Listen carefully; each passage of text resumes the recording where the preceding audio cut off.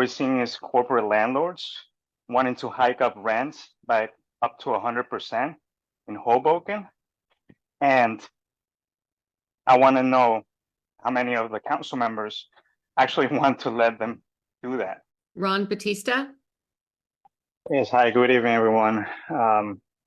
So if it wasn't for rent control, I wouldn't be able to afford living in Hoboken. And I could say I'm fortunate enough that I have a good salary in the private sector.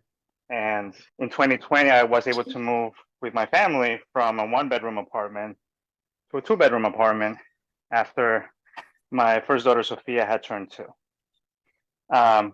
Again, this could only happen because of rent control. And that doesn't mean that I'm paying very low rent. I'm paying $2,600 a month for rent. I am getting an increase of 5% every month. And so, whenever there's a rent, tax increases, the landlord is able to raise the rent. So there is some sort of a balance. Now, with this ordinance, really what we're seeing is corporate landlords wanting to hike up rents by up to 100% in Hoboken. And I want to know how many of the council members actually want to let them do that. There's a lot of complaints about, there should have been a compromise so that there wouldn't be a referendum. But what this kind of compromise does is actually give up on tenants and give corporate landlords whatever they want. They're trying to make it harder for you, for us, to actually be part of the Hoboken community, families, seniors, young professionals, you name it, we all lose with up to 100% rent hikes.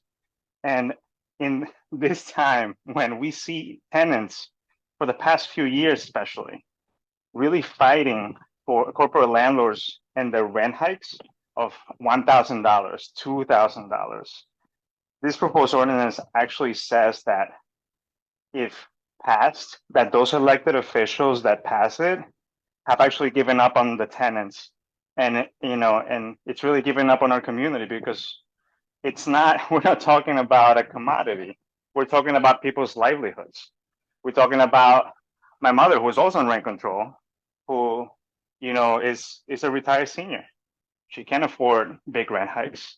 And you bet that there are landlords that try to push tenants out.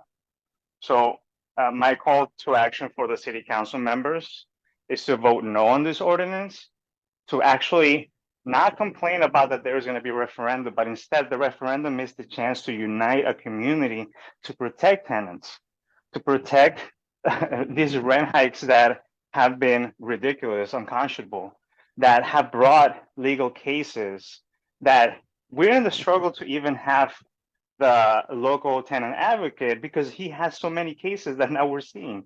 We have cities like Jersey City that, it affects people from all incomes, this kind of rent hikes. So it's not just one community, it's the whole community. And it affects all of us because we all know somebody that would be affected by something like this. Thank you.